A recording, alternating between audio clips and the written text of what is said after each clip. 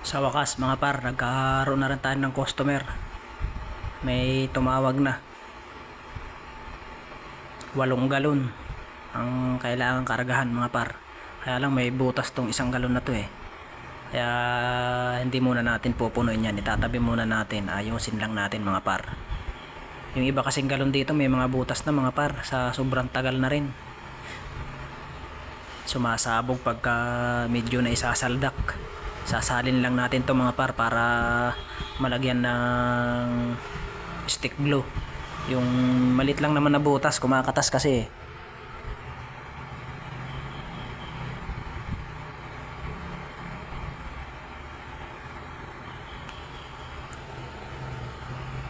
Ayan na mga paro.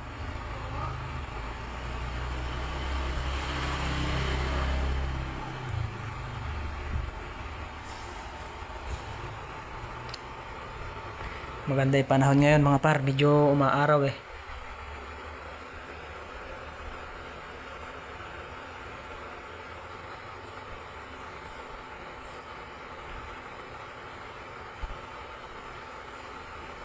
Saglit lang naman patsian yan.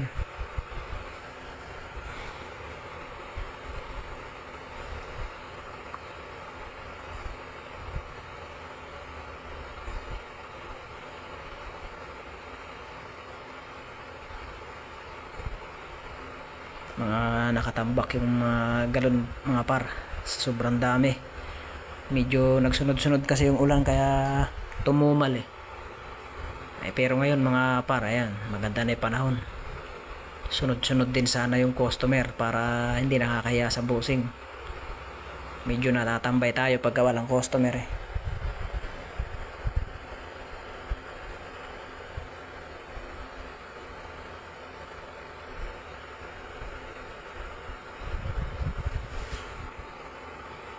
Naglalaba yung kasama ko eh. Ngayon lang kayo makakita mga par ng lalaki na naglalaba. Ayan. Pero washing na may ginagamit. Ayan o. Yung kasama niya kasing babae medyo nilagnat dahil sa pag-ulan-ulan eh. Ayan pa, mga alaga ko yan mga par. Sa amo ko yan. Pero ako naglilinis dyan. Mababait yan mga par. Wag lang lalapit yung kamay nyo at delikado. Mabait sa akin pero ewan ko lang sa iba. Ayan, maganda na yung panahon mga par. Ay mga panghakot ko yan mga par, dalawa yan. Meron pang isang kulong-kulong dyan dito sa kanan. Eto. Ayan, panghakot din yan. Pero pag mga dalawa, tatlo lang, yung e-bike ang ginagamit ko mga par. Para makatipid daw, sabi nung bossing ko. Medyo mabagal nga lang e-bike pero makakarating din mga par. Pero ayos naman, makakatipid naman dun. Tama naman yung bossing, makakatipid nga. Kasi cha-charge mo lang yun eh. Yan, ang ganda ng panahon mga par oh. May init pero mamayang hapon ulan na naman yan. Ingat tayo mga par ah. Uso ang sakit ngayon. Iinit, uulan, aaraw, uulan, aaraw. Ganun ang panahon ngayon. Kaya ingat tayo.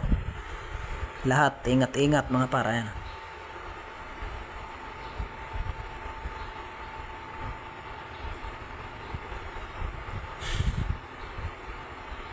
Yan kasi mga par, yung tubigan na yan, ililipat yan dun sa pinapakita ko kanina. Gagawin bahay naman yan, babakbakin yan eh. Tapos tayo ng bahay na malaki. Yan, dyan sa gawin na yan.